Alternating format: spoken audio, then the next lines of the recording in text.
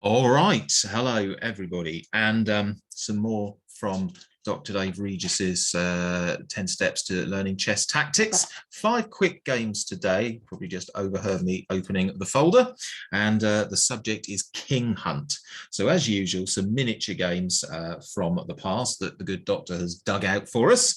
And today, as I say, King Hunt. So we're going to find some kings basically being chased across the middle of the board. And we don't want our king in the middle of the board. That's not usually a very good place for it. So let's get straight to it. So our first game is against somebody called, is between, I should say, somebody called Kuhn and somebody called Schlenker and Flintbeck, 1959. So we're only, about whatever it is, 62 years into the past, nearly 63 as I record.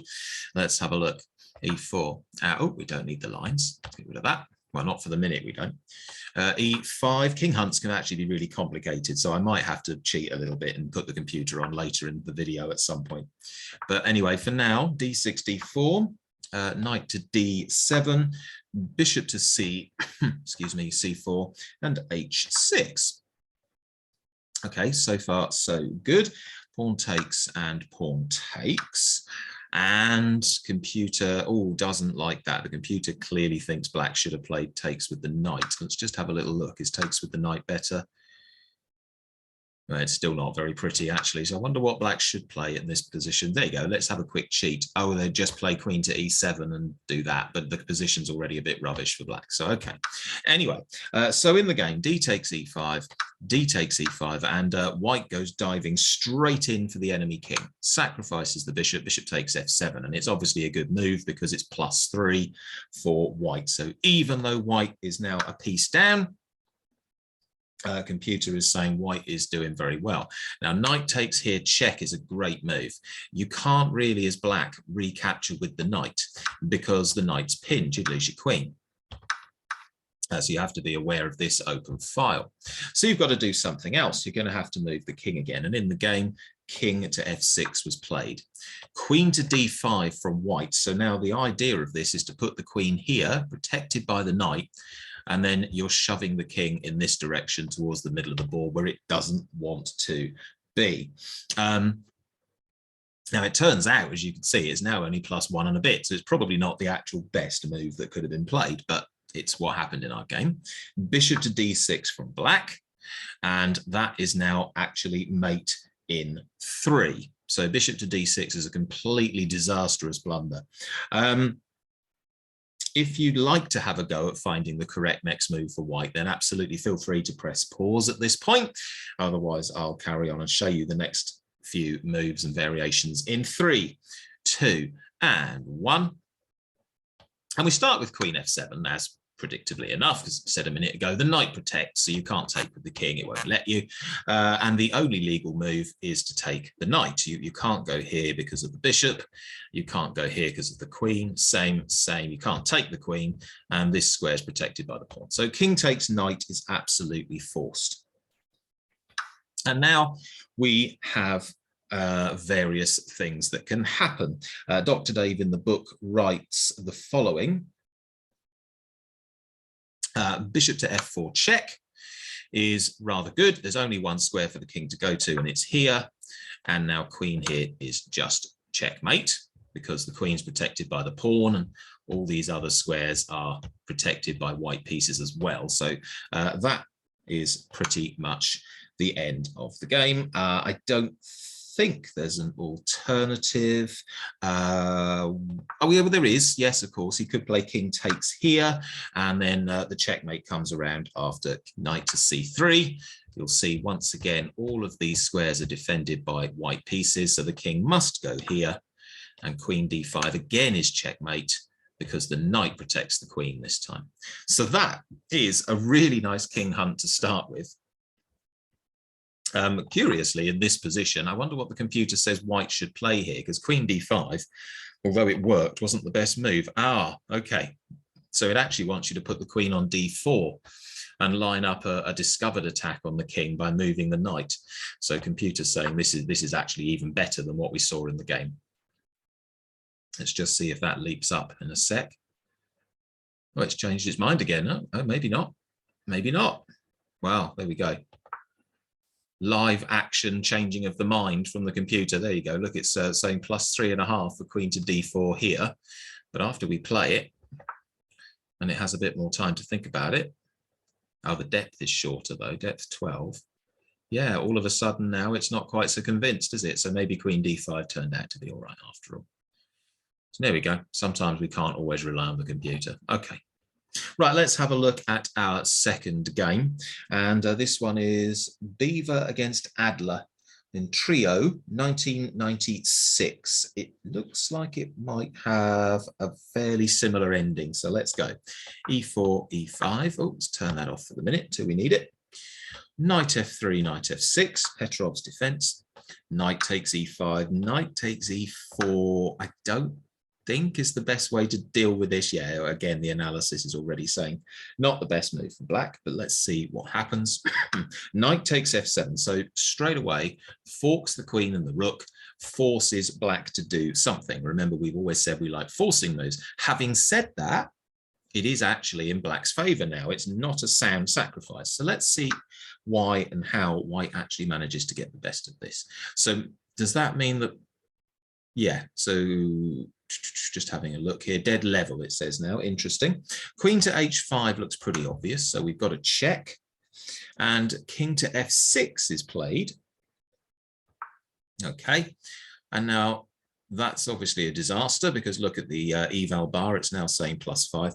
Queen to f3 check. White wants to get back his knight, so plays the fork perfectly reasonably, and black decides to try to hold on to the knight, king e5.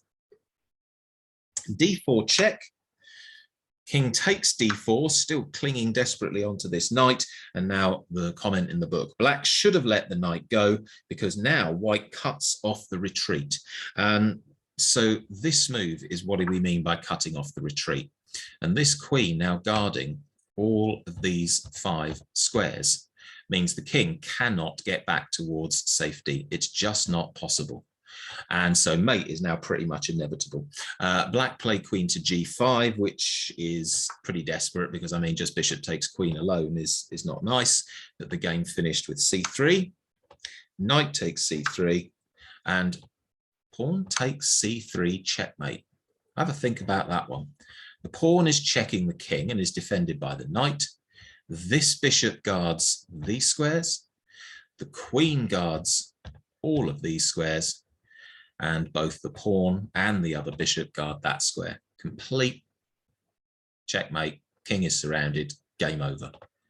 Wow, cool. All right, let's tuck the folder underneath the laptop, have a look at our next game. And it's 1976. We're in a correspondence game here. So these players played by post.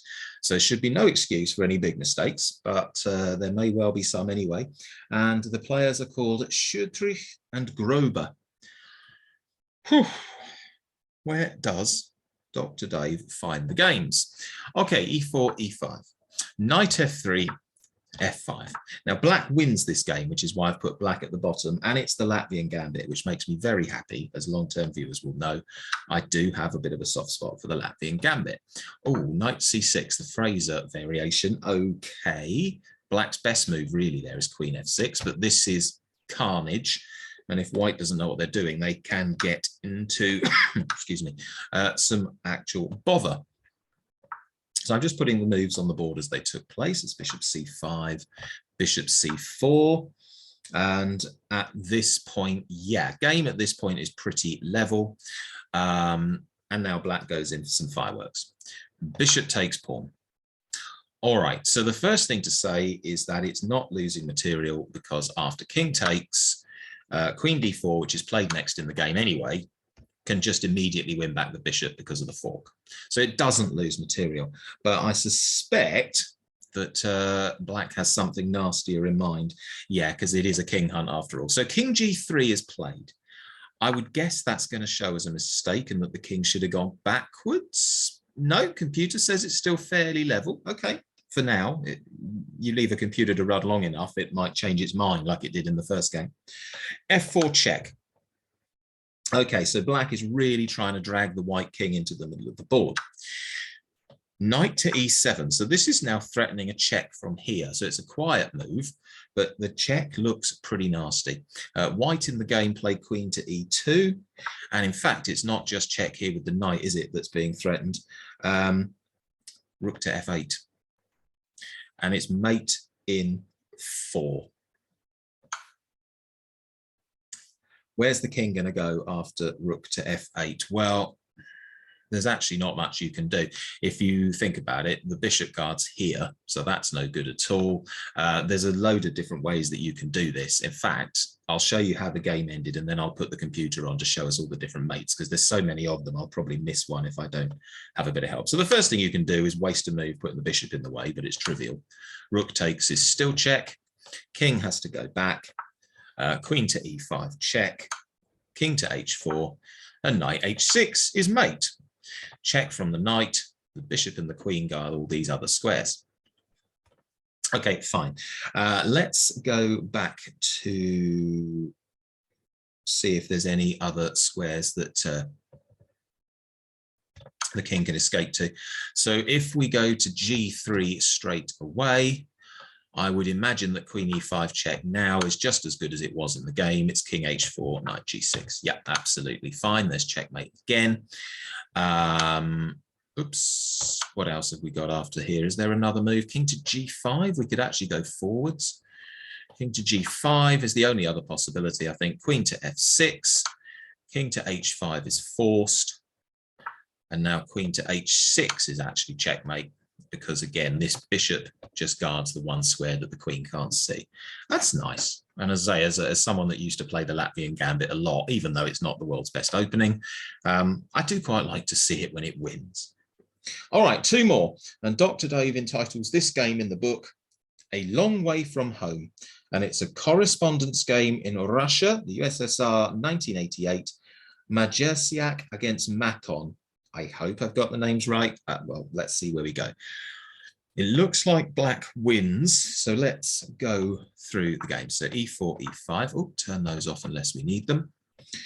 Knight f3, knight c6, bishop c4, and knight f6, and knight g5. Oh, are we going to get an example of the fried liver attack? No. Bishop c5. Okay, bishop takes f7. Fine. King to e7. Bishop back to d5. Some interesting moves here. d6. Knight f7. Okay. Queen to f8. Knight takes rook. And, oh, this is complicated stuff. And now look at this. White has just taken an entire black rook for 3. And yet, the analysis bar says -7, a huge advantage, a winning advantage to black. Now, I'm going to guess it's something to do with the bishop pointing there, the queen pointing there, the knight coming to this square and also pointing there. So let's see what happens. Knight takes h8, bishop takes f2 was played. Okay, fair enough. King takes, fine. Knight takes e4. Now, that's actually double check. I suggested going to this square, but this is even better, maybe. So it's check from 2 different pieces. King to e3 is pretty much the only move. If you go back there, you just get mated straight away. So king to e3 is played. Queen to f4 check. I'm just wondering, yeah, queen to f2 doesn't, it might work, but queen to f4 was played. And mate in 5, says the computer, fine. So where did we get to? The king now has only one move to d3. Knight to b4 check. We really are going on a king hunt. King to c4. Knight takes d2. Now that's double check again, because it's check from the knight and now from the queen too, because the knight's got out of the way. So the king must move. The king goes to b5. And then, in fact, at this point, white resigned in the game. So Dr. Dave gives us a line. For example, bishop to d7, check. What are you going to do? Bishop to c6. Queen to c4. Goodness me. Remember, the knight protects that square, so the queen is quite safe. The king must go to a4. And knight takes c6 is check. It's a discovered check because the knight's got out of the way. King must go to a3. And after all that, well, there's a million checkmates. I mean, there's one. There's one.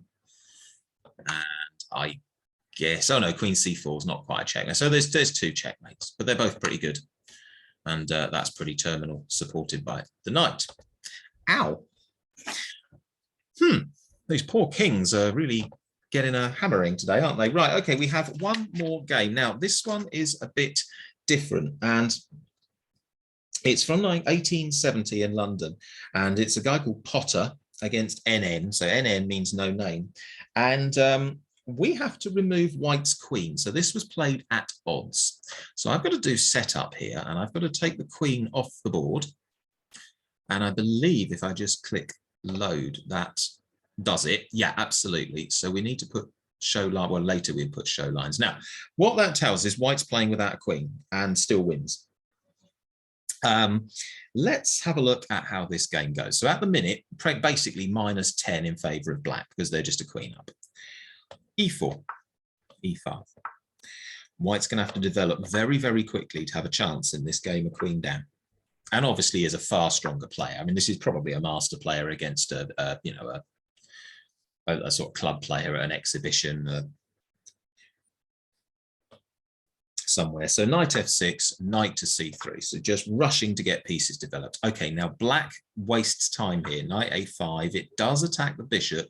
Okay, the computer's not hating it, but I wonder if you should just develop more pieces. But anyway, knight a5 is played.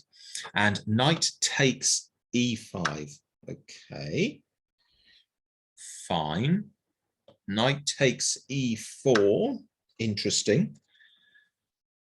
Only -4 all of a sudden. That was a big blunder because that's reduced the difference by 6 points. Look, 6 material points. D3. And now it's back to 11, but I think white's setting up a trap here. So they probably are so good a player that they can calculate what's coming. Knight to c5. And if we just give the computer a sec, it hopefully will, well, not yet, but in the actual game, well, it might well catch up in a minute. In the actual game, white actually announced it was mate in 8 moves. Curious, the computer hasn't spotted it yet, so maybe white wasn't right. It was the year 1870 after all. But this is how the game fit. Yeah, oh, there we go. There we go. It just took the computer a second to catch up. Look, there we go. So mate in 9 moves, says the computer. Potter apparently, according to Dr. Dave, said it was mate in 8 moves. So white actually saw ahead from this position, more moves than he played in the first half of the game. So here's how it ended. And we'll put this on just so that you can see white plays the best move each time. So bishop takes check. Fine. It's protected by the knight. King e7 is the only move.